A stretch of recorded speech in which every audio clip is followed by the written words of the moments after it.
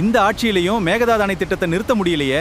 அட, போன திமுக ஆட்சியிலையும் முயற்சி நடந்துச்சு, ஆனால் திட்டத்தை முழுசாக நிறுத்த முடியல. மேகதாது அணை வரக்கூடாதுன்னு உறுதியாக குரல் கொடுத்தது எடப்பாடியார் தலைமையிலான அதிமுக தான். அப்படி அவர்களோட ஆட்சியில் என்ன நடவடிக்கை எடுத்தாங்க சொல்கிறேன் கேளு. மேகதாது அணை திட்டத்தை கர்நாடகா 2010 அறிவித்தது.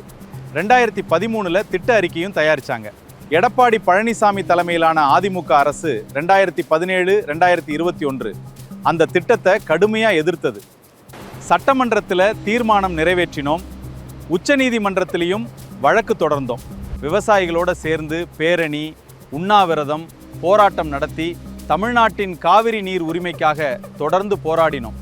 2018 உச்சநீதிமன்ற தீர்ப்புக்கு பிறகும் கர்நாடகா திட்டத்தை முன்னெடுக்க முயற்சி செய்துகிட்டே இருக்கு. 2025 காவிரி உரிமைக்கான நம்ம மனு தள்ளுபடி செய்யப்பட்டாலும் மேகதாது அணைக்கு எதிரான நிலைப்பாட்டுக்காக அதிமுக போராடிட்டே இருக்கும்.